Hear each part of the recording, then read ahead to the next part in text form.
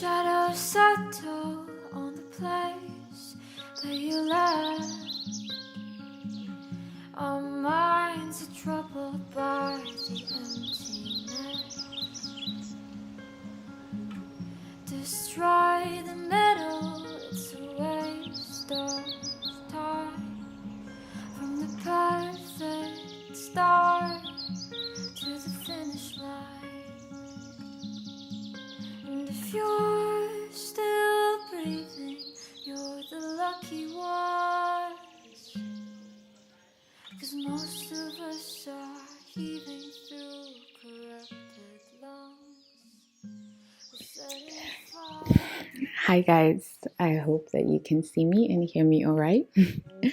I am actually away visiting my friend that I met while I was in Lisbon, and I thought that I could make a little short video this weekend because I currently, as I said in my last video, I'm adjusting to a new schedule, and the kind of person I am, which I'm also learning to respect more and more, when I do something big that is new, I think initially I used to assume that I can just keep doing all the other 5-10 things I'm doing, which is not a very kind way to see or think about myself, or even the pressure to put on myself. But I just assumed that, of course, I guess you can do those things, all of them at once. But I've been learning to be better at allowing for transition periods. But because I do a lot of transitional periods, it also means that some of the things that I would love to be more consistent with, I'm not always able to be as continuously consistent with. But that's okay. We're adapting, we're floating. But yeah, today I managed to find a little corner, a little moment in time where I can squeeze a little video in. And it's this video.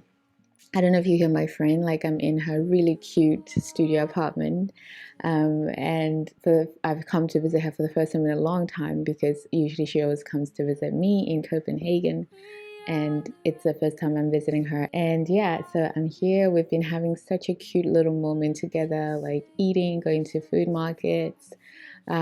She's been showing me around, like we even had a little moment at a park, like just a really cute getaway, which has been so needed.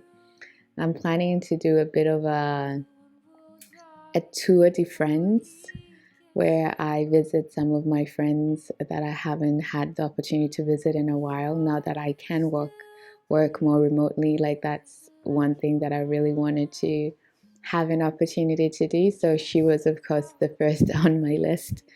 Yeah, so that is in progress. I want to see how far or how many friends I can visit.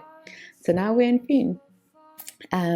Yeah, and today we're planning to go to the beach, which I'm really looking forward to. Just a little beach day, eat some good food. We've been eating a lot of food, but in a good way.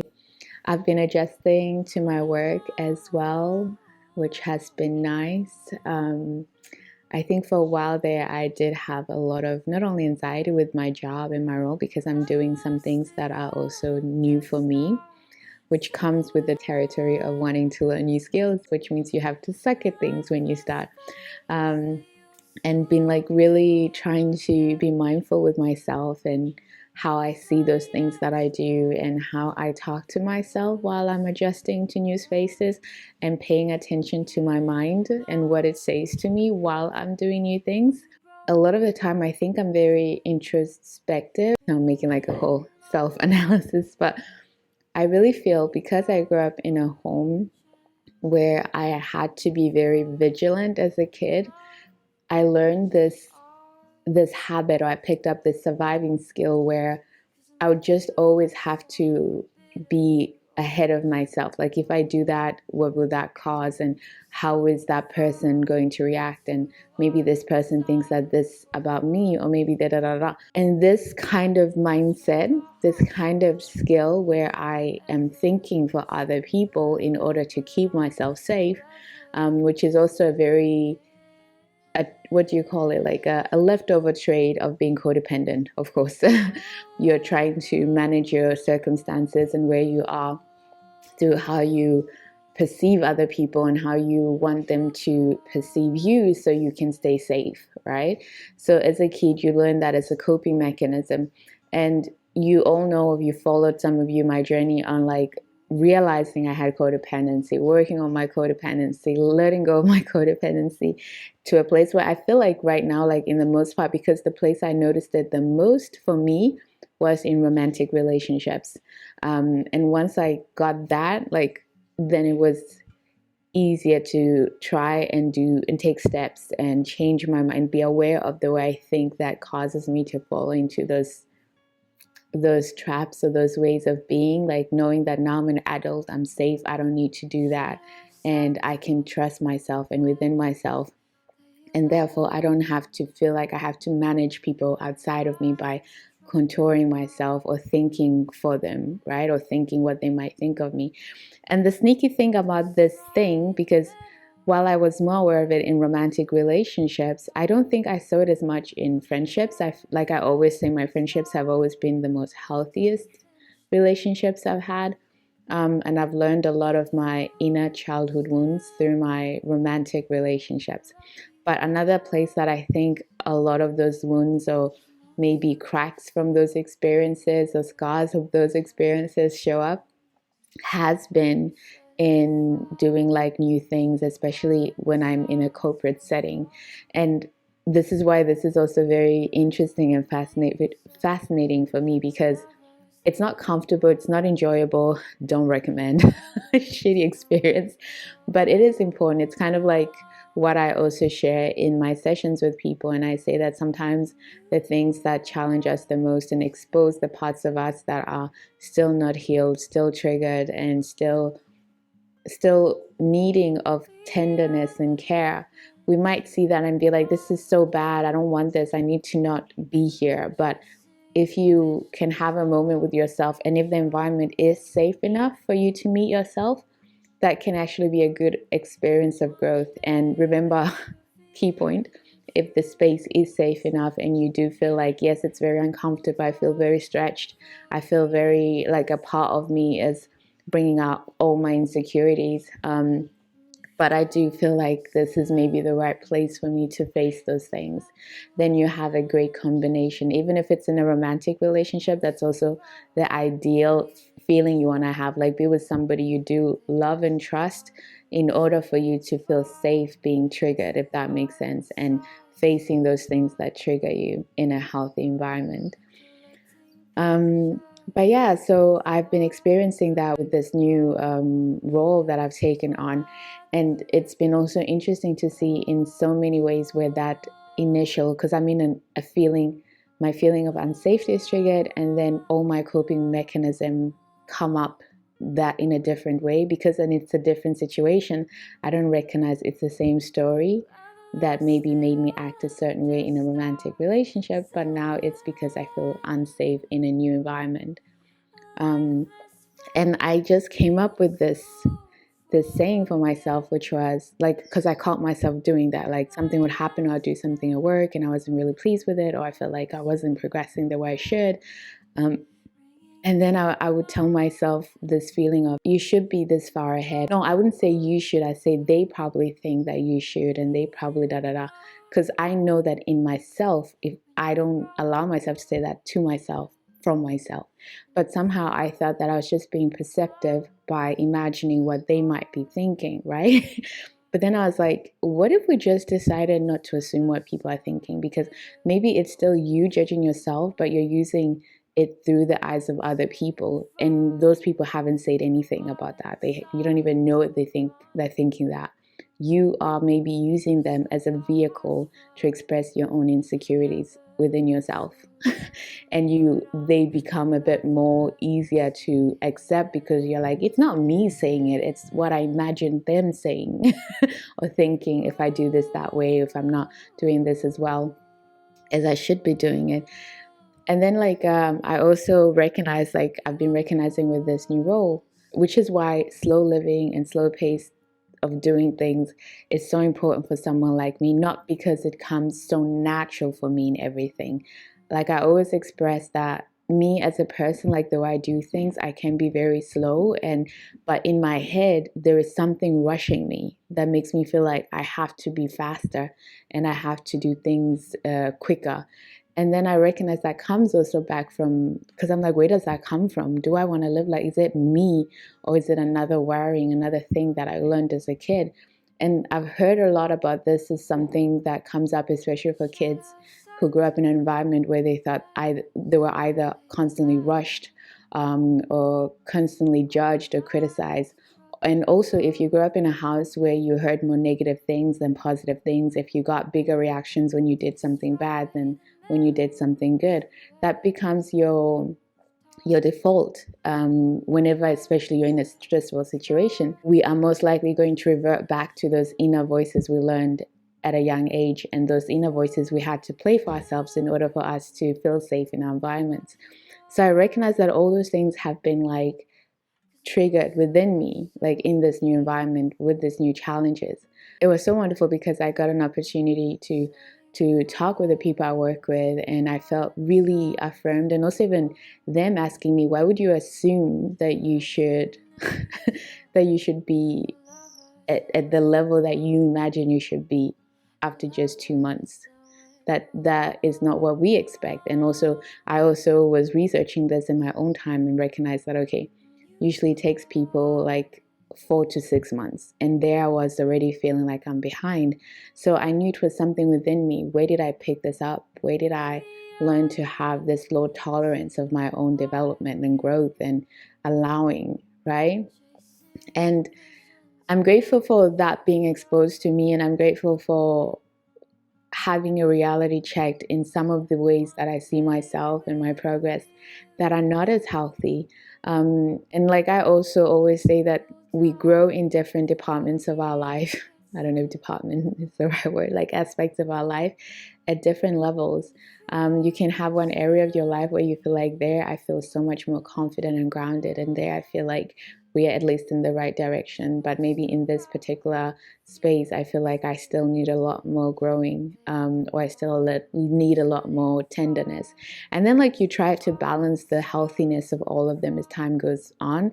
But as a person, one thing that I think has been also really helpful is learning that confidence is also a muscle you constantly have to train. It's not something that's just there, and it comes in so many ways. And sometimes it's like the words or the sayings or the talk you have constantly running in your background, in your mind, at the back of your head, doing everything, like judging you. Or even though that, as I said earlier, that for me, I was realizing that all the things I was saying about myself, I was saying it through that maybe they are, or maybe they're thinking, or maybe they feel. And I'm like, that's not your job, because I learned to do that in romantic relationships when I said it's not my job to manage how people feel. It's not my job to fix everything. It's not my job. And then I recognized that I was still doing it in this different way by saying those kinds of things to myself, and then trying to control myself in a way where I thought that they had told me that or say that, but they hadn't. It's just my fears and my anxiety is showing up in a new environment where I'm feeling stretched, and challenged, but still in an environment so far that I think is safe enough for those things to show up and for me to address them accordingly. So I'm on that journey. But I just wanted to share that, and document that process for myself, that I know now I've discovered a new leak in my roof and a new crack in my foundation. And I can now dedicate time and presence and care and tenderness to those areas and see, okay, don't rush yourself. You don't have to do that anymore. You have space to learn, you have space to fail, you have space to grow and evolve, and you don't have to stress yourself about all those things. There is enough space for you to grow, enough patience for you to evolve without feeling rushed. Also, now when I catch myself speaking for someone else's perspective, I always say, you don't know that, and they didn't say that to you, so you don't get to say that to yourself for them. And then I just try to tell myself that most people have a neutral experience of you, And it's more about you being in your own space and being a soft and kind and encouraging voice for yourself while you do things, while you meet challenges, and not over occupy your brain with other people's imagined perceptions of you.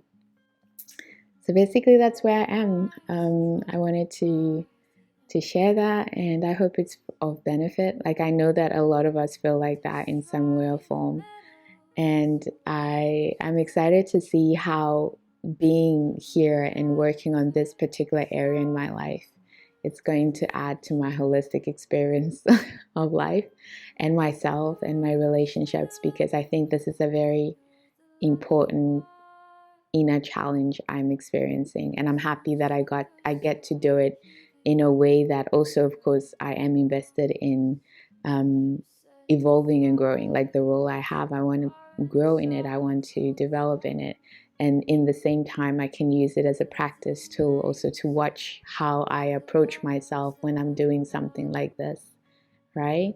Which is also so funny, because one thing I did recognize is when I have other people in my care, or when I have, let's say I'm teaching someone, like in my old job, I was also given the task of helping newcomers and teaching them things and just being there to support them while they started, right? And I remember that when I speak to people who are trying new things, who are feeling challenged and overwhelmed, I'm always so calm, like, it's okay, like, it takes time, you got this, like, you definitely just need to, take it one step at a time. You'll get there. We all struggled in the beginning. Like, the way I speak to them is so much different when in a what you call like a corporate setting than the way I speak about myself. But there was also other things that came up that I want to share maybe in a different video. But that particular thing also made me recognize that this is not how I speak to others doing something new. So it was interesting that I assumed that something else should be expected of me. And then a lot of the anxiety I was having and overwhelm I was having, a lot of it was because I wasn't having as much time to check my own mindset, to check my own mind frame and my own self-talk. And now I feel like I'm more aware of it, and I'm also getting back to being more intentional about those things and not feeling like I'm just so overwhelmed that all the gates and my own personal mental hygiene is like gone to the wind, because we're in survival mode, because it's a new environment and there's a lot of perceived threats and perceived feelings of triggeredness in different things, right? Girl, it's a challenge. But yeah, I just wanted to share that with you. Anyway, so we're gonna get ready and we're gonna go to the beach. The sun is there, it's warm, but it's also cloudy. But I think it's still gonna make for a cute day, a relaxing day before I go back to work tomorrow. I hope you're having a good weekend as well, or you had a good weekend, because I'm not gonna stress myself with the idea that I need to finish this weekend and share it this weekend. If I do, great. If I don't, and that's also okay. Otherwise, I hope you guys are well, and I hope you're taking such good care of yourself wherever you are. Also, it's like summer in Denmark, and there's a lot of cuteness when it's summer in Denmark. Like, I really like it here when it's summer. There's something so beautiful about it, and I think it's because we know what we had to survive to get here. Maybe you don't feel that as much when you're in a tropical place. I think maybe I might have shared that before, but like, it's one thing that always surprises me, like the joy, not surprised, but like, I'm always moved by the joy I really feel about the fact that it's summer, like and the greenness of everything, but also the warmness of people, and the culture like lightens up a bit, and also all the cute like traditions we have. Like, also there's a lot of like fresh strawberry season now. Maybe we'll go get some strawberries. So there's all these small things that make it exciting and enjoyable, and people eating and hanging out at the parks. We have a lot of cute, beautiful parks in Denmark. That's one thing I'd definitely recommend if you ever come. And also going to the beach, and there's a lot of things that I love about being here in summer. So I'm sucking as much of the enjoyment out of it while I'm here. before I get to move on to the next adventure, wherever that may be.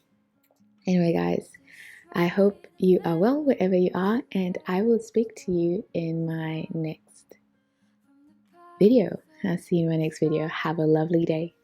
Bye.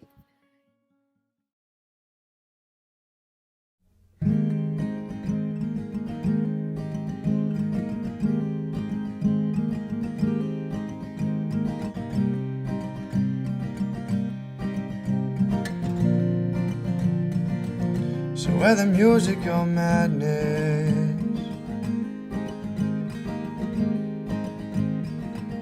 we live by one of the two, by one of the two.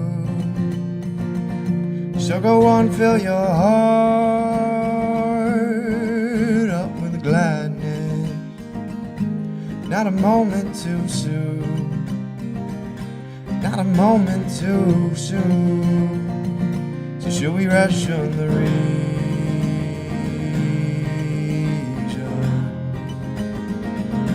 to the chart to ignore? For this I've never been sure. So I will follow the feeling,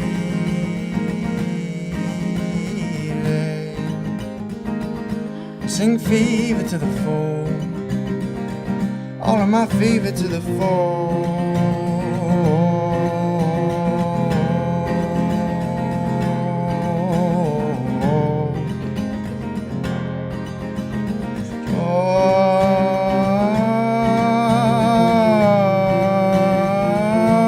Everything you're afraid of, it keeps you clean but unclean, clean but unclean. It's the dirt that you're made of, and that's nothing to fear, that's nothing, my dear. So how do I know what you're thinking?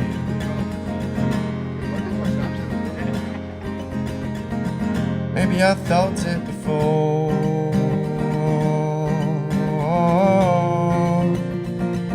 Maybe that's why I'm at your window. You hear me at your door, singing, give me some more.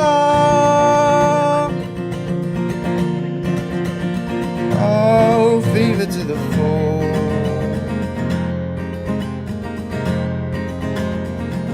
Won't you hear me at your door, singing, give me some more? 'Cause you were never empty,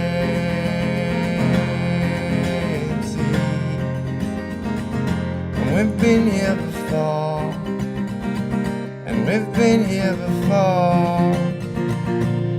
There was always plenty,